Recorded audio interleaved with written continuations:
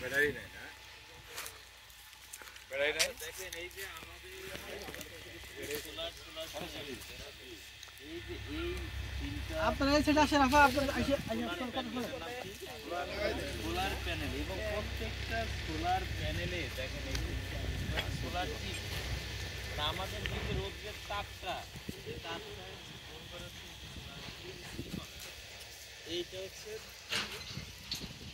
আলোর শক্তিটাকে এনার্জিটাকে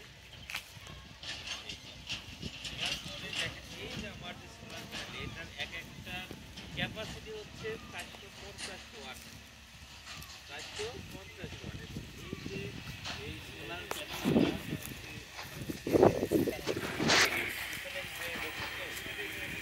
কানেক্ট করা মানে কি যোগ করা, আমরা যোগফল করি না, 5 + 5 + 5 তাহলে কত হইল 15 বুঝলো না? তাহলে এই 450 + 450 + 450 কত হইল 1350। তার মানে এটা হচ্ছে আমরা সিরিজে কানেক্ট করলে আমার এখানে এত ওয়াট আমি শক্তি পাবো।